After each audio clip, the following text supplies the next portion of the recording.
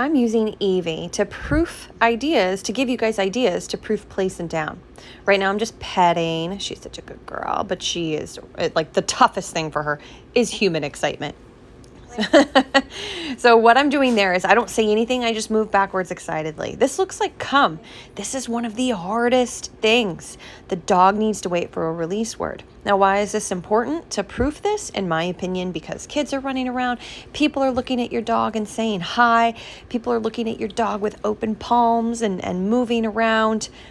Your dog needs to know how to listen to you for a down or to listen to the place boundary for place. So I do this until the dog gets it right. Evie is still on e-collar conditioning. See the red right there? She's still on kind of lower level conditioning, which just means there's not any big, corrections in this scenario. I'm just doing lower level stuff to help guide her back.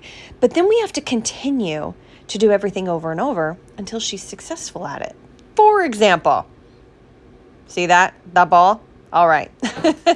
That was a no and a tap. It's a little bit higher, still nothing huge because I feel like she's still conditioning and we're doing different scenarios, to see what she's truly understanding.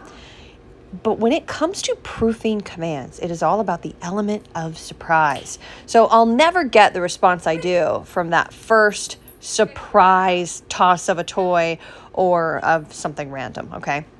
You'll never get that. So make sure you're coming at it from the element of surprise and you're ready with whatever your reprimand is going to be, okay? We're using e-collar, so whatever you choose. This is me doing food. She's crazy about food. So I get her food bowl and I shake it and I move around and I put it on the ground. I show my back to her. That's a huge one. Then here I toss the food on the ground. And we've already done this with her. This is one of 2 scenarios that we've already done quite a bit with her. And she's really solid at it. But she's solid at it because we've practiced it.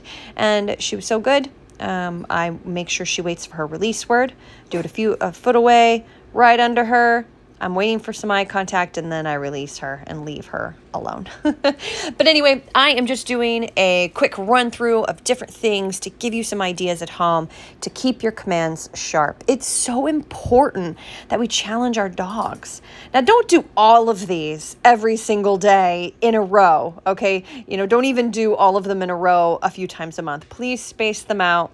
This is just for the sake of the video to show many of the different ways that we distract our dogs without having kids specifically or other dogs to run around, which we do. We do have other dogs to run around and we use that. But this is to give you ideas at home that you should be doing off and on with your dog to mentally challenge them. Now, again, a different type of ball. It's the element of surprise, right? So I squeak the ball and then I toss it.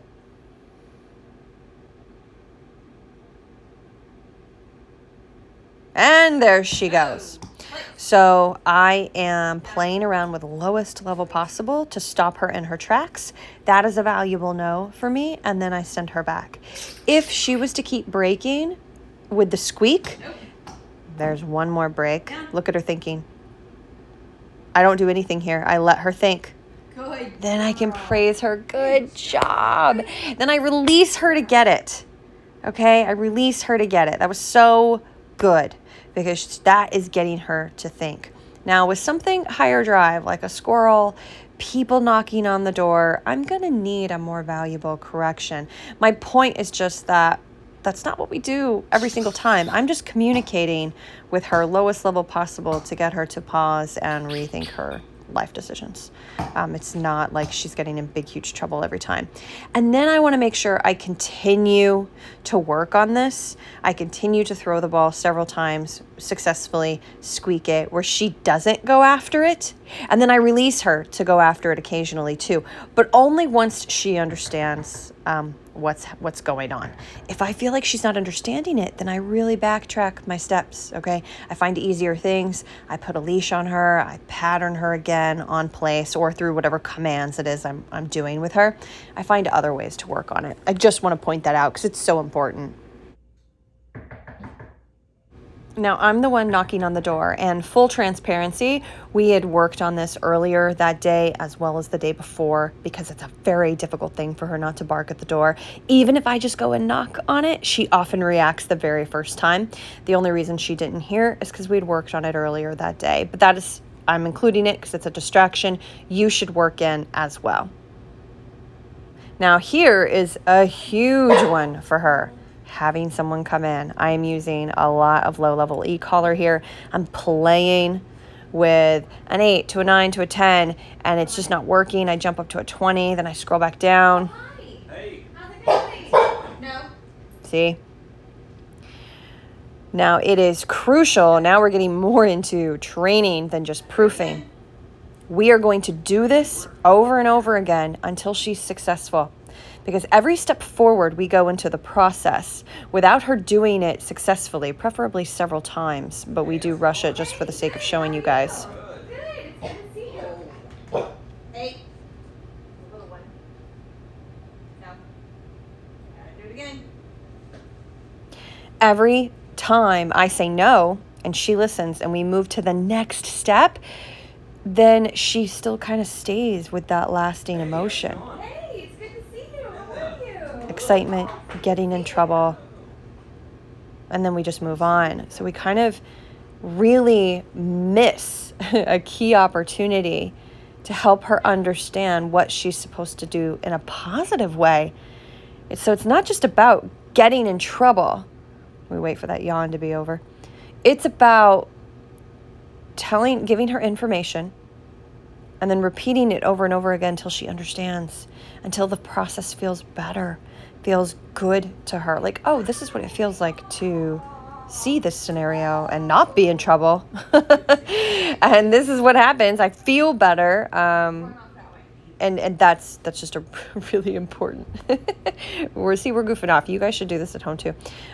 This is just a really important, piece of the puzzle, is to continue to do each step. So if she had reacted or gotten up when he jumped up, I would have had him repeat it the same way. I was like, you got to leap just like you did before.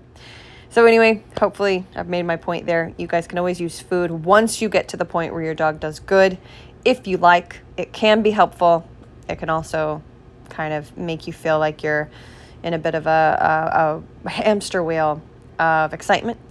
And so if you have a really, really excited dog, probably best to just stick to calm, low-key, clean communication without the food rewards. Okay, anyway, see me doing random things, moving the box around. That's one.